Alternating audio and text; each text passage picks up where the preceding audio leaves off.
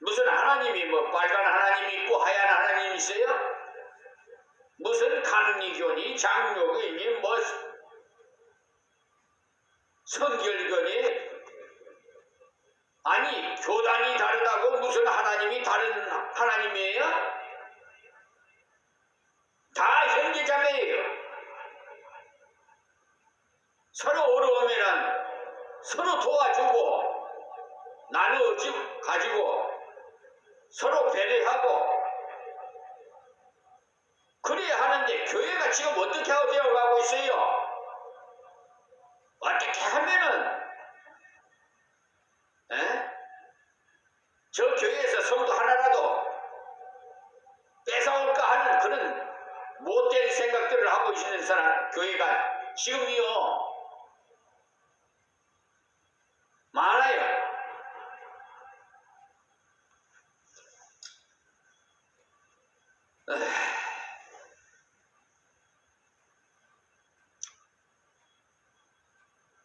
심지어 한 교회 안에서도 목사파, 장로파, 권사파, 집사파 막 갈라져가지고 서로 한 교회 내에서도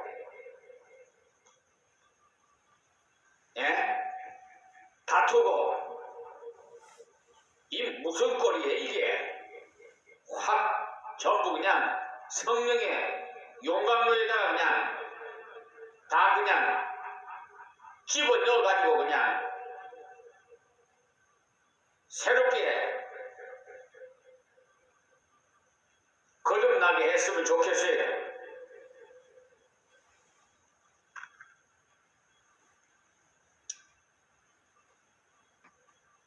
교회 중심으로만 흘러간다면 당장 세상으로부터 오히려 비판을 받아요.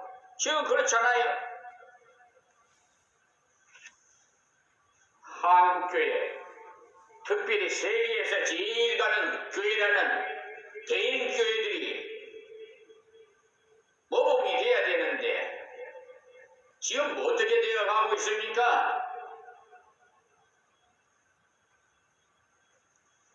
아유, 구체적인 말씀까지 다 못 드리겠습니다. 다 자신들이 심화하는 교회를 돌아보시면 아실 겁니다.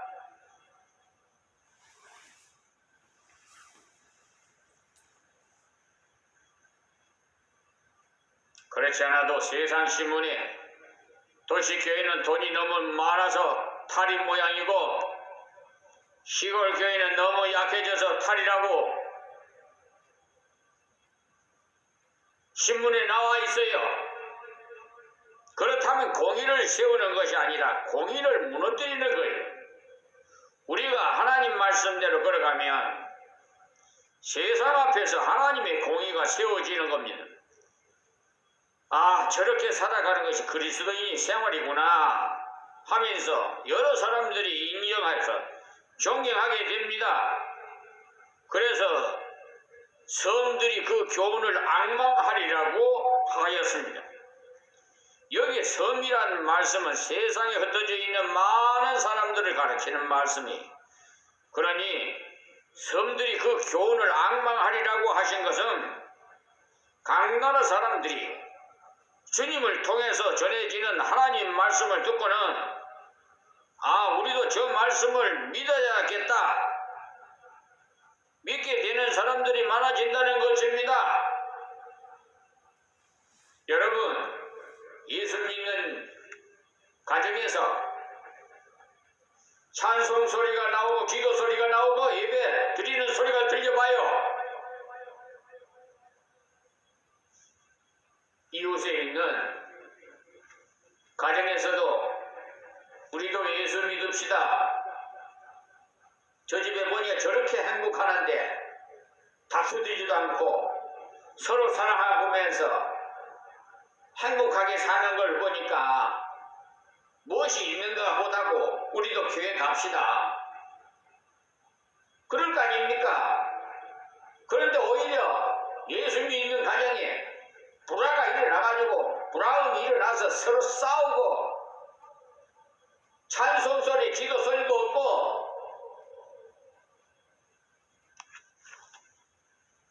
이방인들이 무엇을 보고 교회에 나오겠어요? 아무리 전도를 해도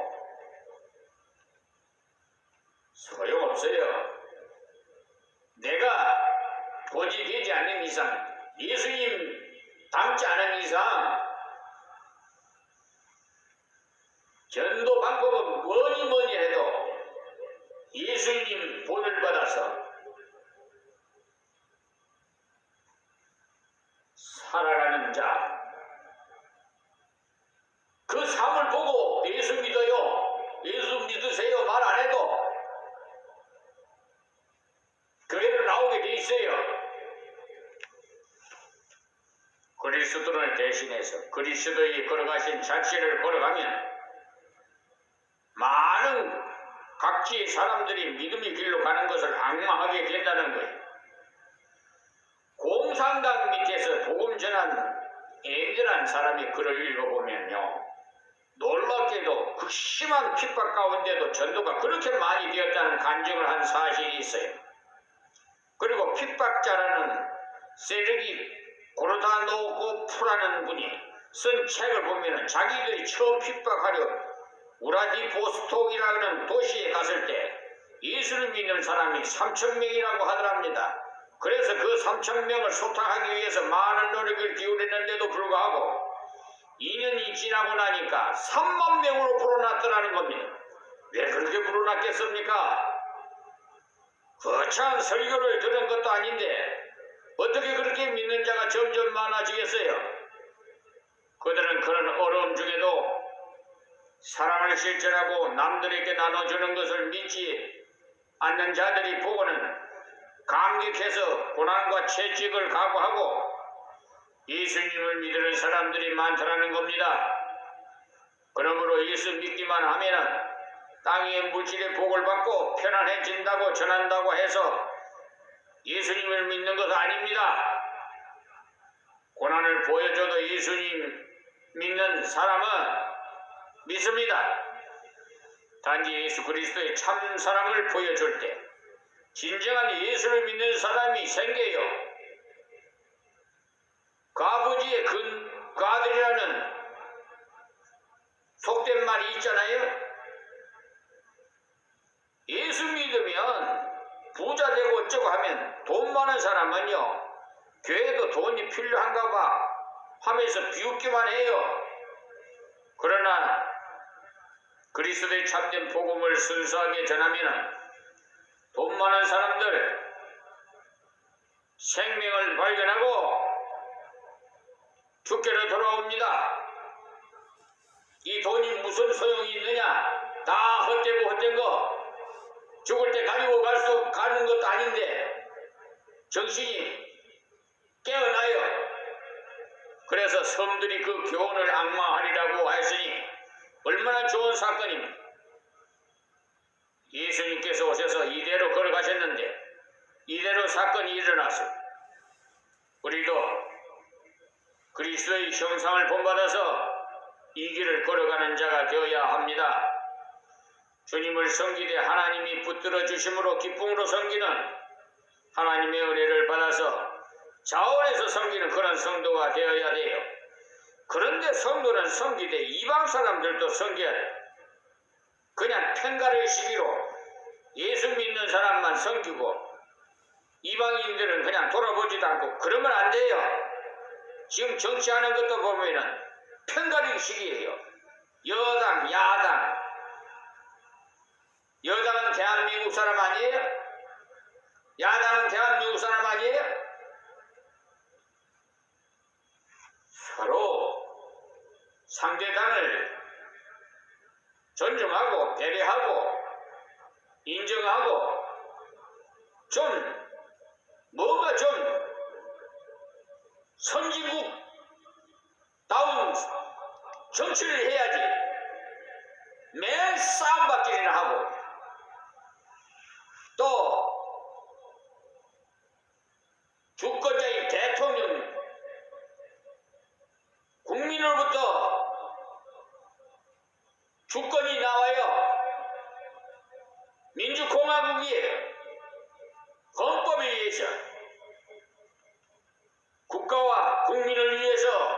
헌신하고 봉사할 종이에요.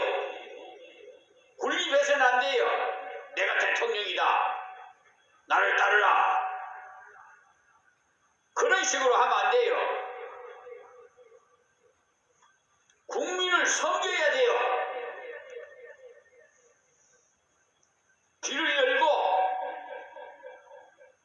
국민의 아픔을 귀감아 들어서 섬겨야 돼요. 여론이 뭐 필요 없다.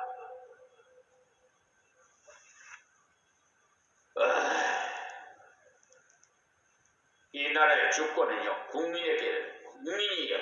국민이 주인이에요. 이 나라에 국민이 없으면 어떻게 해? 대통령이 있어야 돼요. 대통령이 뭐 필요 있어요? 민주주의가 정말 어떤 것이 민주주의인지 알지 못하는 사람이 정치를 하면은 참 혼란스럽고 국민들이 어려운 생활을 하게 돼 있어요.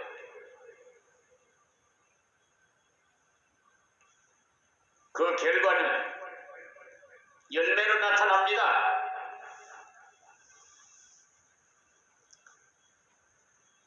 하나님의 은혜를 받아서 자원해서 섬기는 그런 성도들이 되시기를 간절히 이 작은 종은 부탁드립니다. 섬기는 성도는 이방 사람들도 섬겨야 되고 예수님께서 만민을 섬기기 위해 오셨잖아요. 우리들도 기쁨으로 이웃에 고통당하는 자를 섬길 수 있도록 하나님이 붙드시는 종이 되기 위해서 기도해야 돼요. 그리고 하나님의 아들이 사람이 되어서 이 땅에 오셨으니 우리들도 어려운 형편에 있는 사람을 이해해 주면서 그들에게 복음을 나눠주기 위해서 뚫고 들어갈 수 있는 하나님의 사람들이 되기 위해 기도하시기 바랍니다. 성령의 은총 없이는 이런 일을 아무도 감당할 수가 없어요. 그러므로 성령께서 항상 나를 주장해 주셔서 성령이 주시는 능력으로 성령의 열매를 맺으면서 이런 일을 기쁘게 감당할 수 있도록 기도하시기 바랍니다. 이론적으로 아무리 알아도 인간의 능력으로는 실천할 수가 없기 때문에 기도해서 성령의 능력을 받을 때만이 실천할 수가 있어요. 그러므로 나를 선전할 것이 아니고 하나님의 사랑과 은혜를 전해야 돼요. 예수님께서 그러하셨기 때문에 상한 갈대를 쓸모없어 보이는 인생이라도 멸시하지 말고 그들 속에 있는 한 영혼을 귀히 여기고 복음을 나누어 주시기 바라요. 꺼져가는 등불처럼 약하고 부족한 신자도 붙들어주는 자가 될 때 하나님께서 우리가 진리로 공의를 세우는 역사를 할 수 있게 해주신다고 하셨어요. 이 말씀을 순종해서 역사에 나갈 때 쇠하지 않도록 하신다고 했으니 종의 자세가 되어 전할 때 그 교훈을 받고자 하는 많은 사람들이 생긴다고 했습니다. 우리가 하나님 주신 이 말씀 순종해 나갈 때 그리스도와 같은 분량의 역사는 못해 나가겠지만 그런 성격이 같은 역사는 할 수가 있어요. 하나님께서 이와 같은 은혜를 저와 여러분에게 주시기를 구해야 하겠습니다. 여기서 말씀 맺겠습니다. 하나님 고맙고 감사합니다. 주신 말씀 성령에 감동된 말씀을 그대로 입을 벌려 말하게 하여 주셨으니 귀 있는 자는 저 어디에서나 이 유튜버를 통해서 듣고 첫째 성직자들이 먼저 내려놓고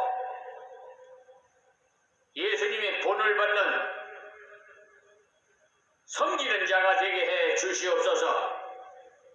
예수님의 이름으로 기도하옵나이다.